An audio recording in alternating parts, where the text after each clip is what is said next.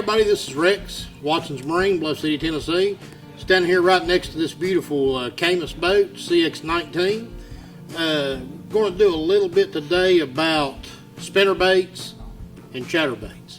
So springtime, everything's progressing really quickly, and then a cold front comes through and it kind of sets things back as far as fish moving into spawn goes. So pre-spawn, generally what you have in our area, early on in pre-spawn you'll have umbrella rigs, you'll have single swim baits, you'll have suspending jerk baits, the list goes on and on and on. As you move away from that, you'll get into like shallow running crankbaits, and then you just keep progressing as that water keeps warming into spinnerbaits and chatterbaits. And spinnerbaits, anybody that knows me knows it's probably my favorite bait to fish. Spinnerbaits, you can fish them shallow, you can fish them deep, you can fish them slow, you can fish them fast. It's just a very, very versatile bait and has worked for decades and will continue to work for decades. So a spinnerbait, aptly named, because you've just got these blades that simply spin, and they put off flash and vibration, and that's what draws bass to a spinnerbait. Spinnerbaits come in a huge variety of colors and sizes.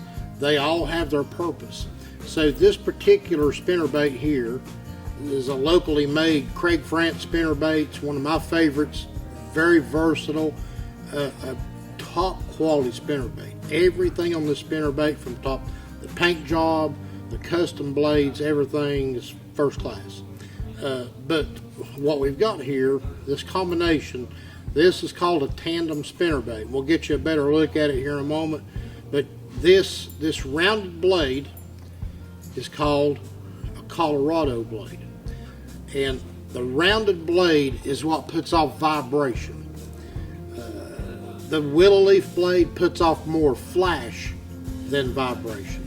So I've always figured that the tandem was kind of my favorite because it done a little bit of both. In really clear watercolor conditions, you'll see baits with two willow leaves, and it's putting off a lot of flash to where you don't need as much vibration to let those fish find this bait in murkier water.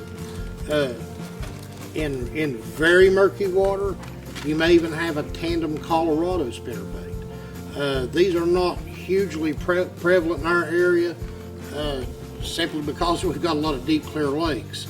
But these definitely have their place in time. You get a big rainstorm come through and that water muddies up.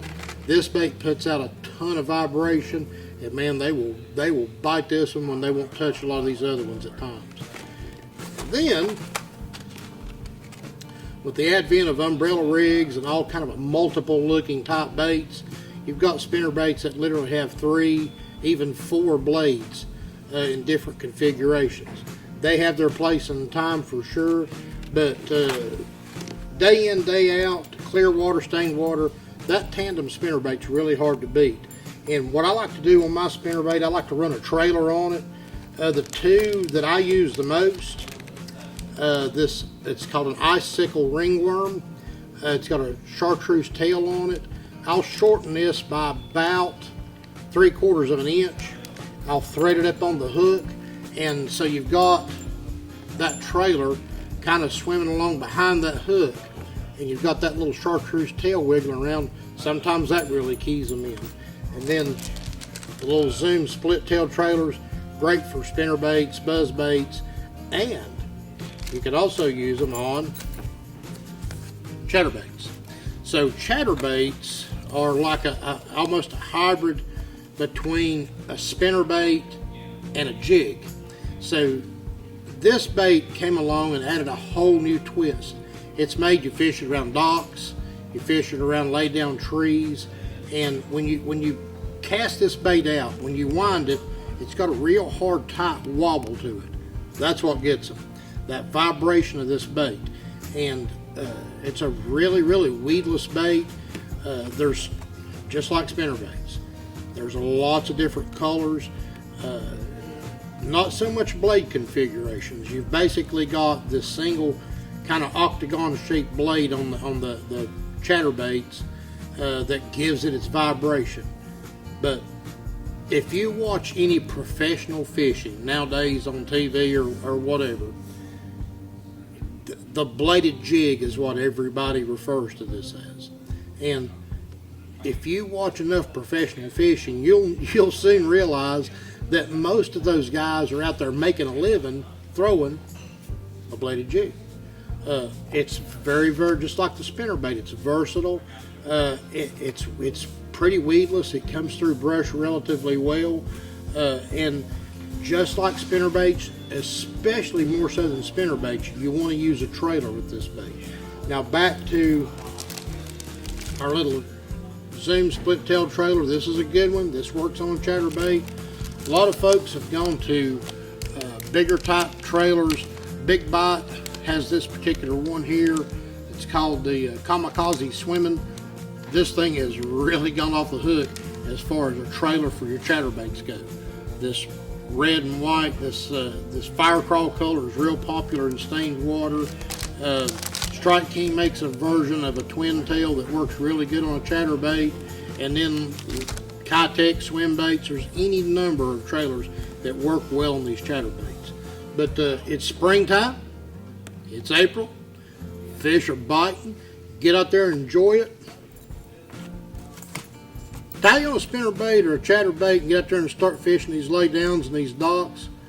Wind it. I usually like to fish mine on about 15-pound test line. Wind this thing around enough laydowns and enough boat docks, and you're going to get your line stretched.